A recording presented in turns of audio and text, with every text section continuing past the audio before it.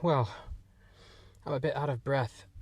In about 8 years, I've been trying to get an excellent on my annual fitness test, and I just got an excellent today. I am in a winning mood.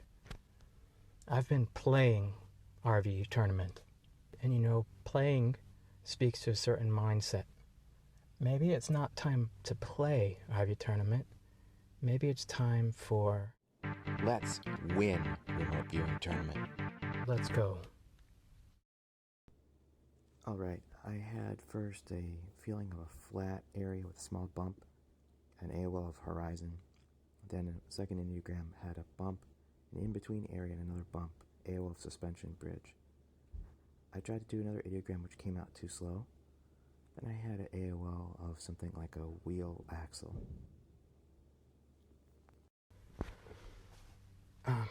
In the distance, there's a large city with rectangular buildings, a flood wall, or berm.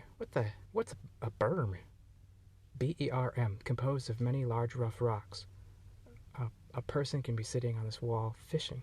Okay, it's a little bit like a bridge. I had a feeling about a suspension bridge.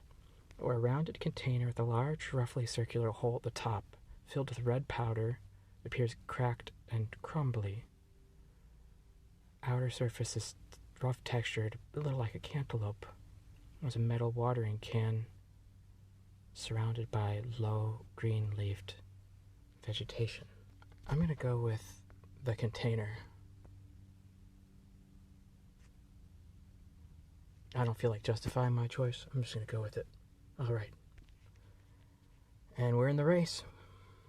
The next day, we are on the board for October, tied for 36th place. The correct image is of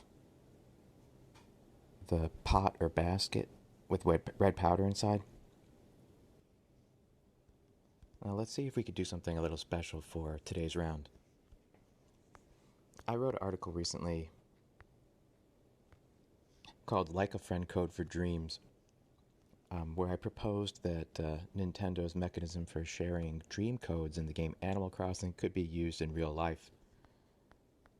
In this, I quoted some information from Dale Graff, who was a key player in the establishment of the federal government's remote viewing programs in the 1970s after he wrote a detailed intelligence report about activity in the Soviet Union. So Dale has spent a lot of his career since retirement from government focusing on dreams and dream remote viewing. He teaches us how to set up a dream focus statement. Tonight I desire to experience and recall a dream that represents the content of the target. Picture designated as, and then the target ID. I will wake up immediately after the dream and will easily recall the dream. I had posted this article over at the Nintendo Switch Reddit, where I was told this is one of the most stupid articles I've read in my life, not just on this subreddit, but on the internet as a whole. You know what, guys? That is high praise because it is so hard to be original nowadays.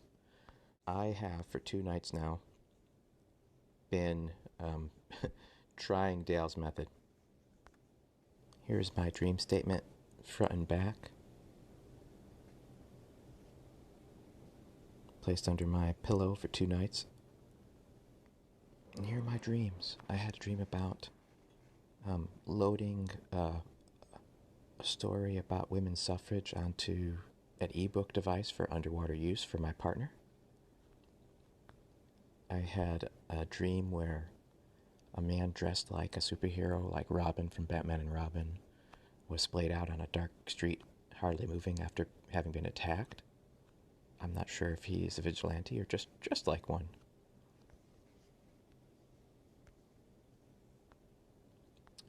I'm at a workplace and there's a front door and it's hanging off the hinges. And the chief operations officer is trying to hold it up and complaining that they haven't come to fix it yet. I say, "It's me, Mickey Mouse. Would you like to come to my broken door?" Which I'm not sure why I do that. And there's a window on the door, and I'm supposed to block it with some vinyl strips like duct tape. But I don't want to do it until the door is fixed. But somebody says, just do it anyway, and then you could do it again when the door is fixed. So I start covering up the window. Then I'm in a different house, and I'm supposed to be getting ready to go somewhere.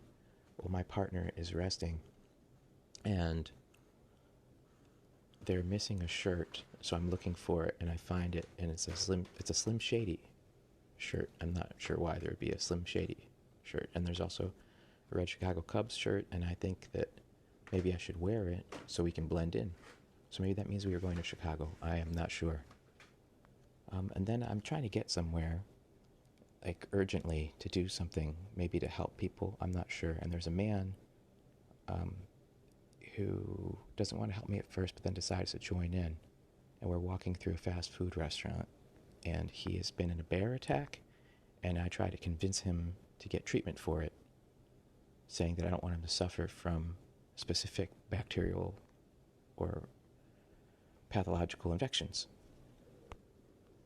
Having said all that, I have no clue what's going on, but there were some elements of it that matched in my daily life. There's a book called An Experiment with Time, which you can get from the Internet Archive. I'll throw a link in the show notes.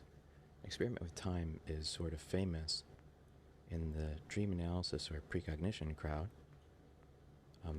It's a really interesting book. A man writing in the 1920s describes a series of dreams and experiences where things have come true. And the key insight he finds is that not all of a dream will come true. Parts of your dream come from the past, parts of your dream come from your present, and parts might come from the future. And these may be mixed together moment to moment. So the notion of trying to find elements of your dream that are precognitive or that may come true is associated with subtracting out those things that you know come from your day-to-day and your current time and your past, and then finding those moments that are left that are incongruous. My partner had been watching a movie that had to do with women's suffrage. There were elements of my day job in there somewhere. And I had recently given blood, which mentioned specific types of infections that would disqualify you from giving blood. For me, the most incongruous thing was a shirt that says Slim Shady. I recommend reading through this book, especially the chapter called An Experiment. I believe it's what it's called. I'm going to do today's round, and I'm going to keep those dream images in mind, but I'm also going to do a usual short session to inform my choice. Let's win, huh? I have an impression of a structure, something man-made and natural. Just because I feel it's a structure doesn't mean it's large enough for a person to go into. I have an impression of something across, then bump, then up, with sort of a sharp point before reversing direction, then down, across, the AOL of a needle or tower. The first choice is two male hands holding sparklers. In the background, dark trees and a building in front of a late blue and orange dusky sky. On the other choice is an abstract sculpture of a painted human face. The eyes are narrow, rectangular slits indicating they may be used as a mask. The face is mostly white with a curving brown unibrow. There's 4 gray triangles pointing towards the center of the face from the forehead, chin and cheeks, pink circles on the cheeks. Circling the face is an orange material. The background is plain dark blue. There was something in the ideogram that was up, down, with a sharp AOL of needle or tower with a bump on one side of it. Also man-made natural structures. I think that those correspond best with the hand holding a long sparkler. And it's nighttime. A sparkler is slim, and nighttime is shady, and a sparkler would throw shadows on other objects, so maybe Slim Shady is a reference to a sparkler. We'll find out, I suppose. I'm gonna go all in, and let's commit. Well, good luck everybody in October. I hope it is an excellent competition. I want to see everybody doing a good 80% win, okay? We'll catch you next time. Bye-bye.